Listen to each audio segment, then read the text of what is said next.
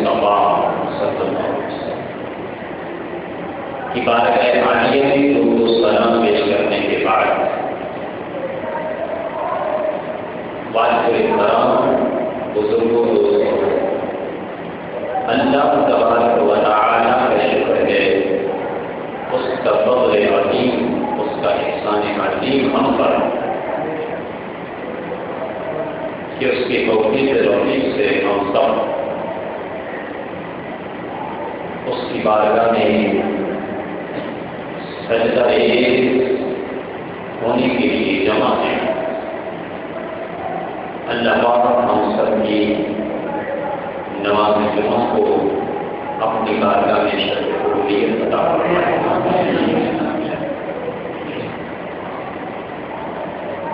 اللہ پاک ہم سب کو آج کے دن کی جدید برکات سے مالامال فرمائے۔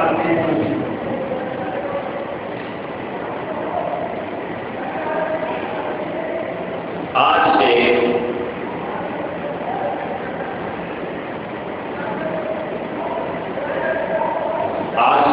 مبارک سے لے کر تقریباً 3 یا 4 جمعہ انشاءاللہ یہ موضوع چلے گا۔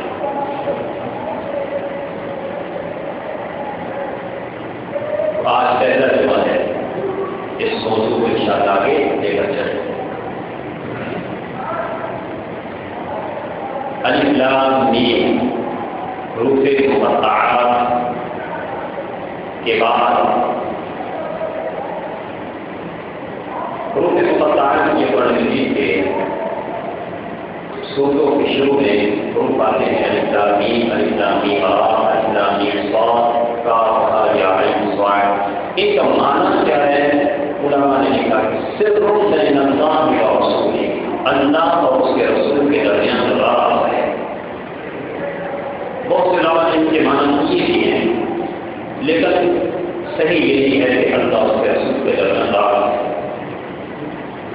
اس کے بعد اللہ رب العزت نے قرآن مجید کی حقانیت اور صداقت کا بیان فرمایا، ذالک الکتاب لا ریب فیہ، اس کے مبنی پر حق ہونے کا ذکر فرمایا کہ یہ وہ کتاب ہے، ایسی کتاب ہے کہ جس میں شک اور شبہ کی گنجائش نہیں۔ مسلسل متقین، یہ قرآن متقین کے لیے، پرہیزگاروں کے لیے کتاب ہے۔ اب یہاں پر ایک بات قابل توجہ ہے اور وہی سوال نہیں ہے۔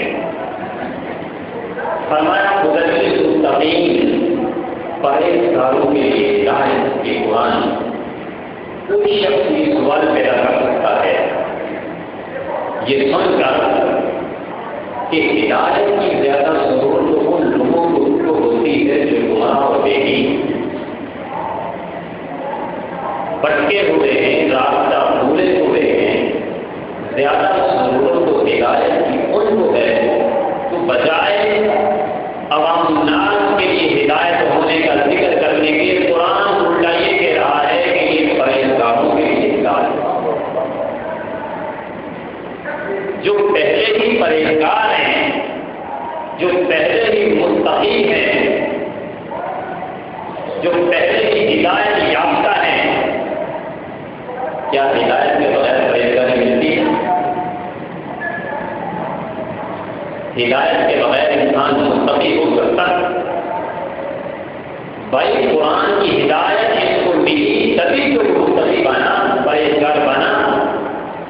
اگر اس کو ہدایت کی دولت میسر نہ ہوتی تو وہ متقی نہ ہوتا۔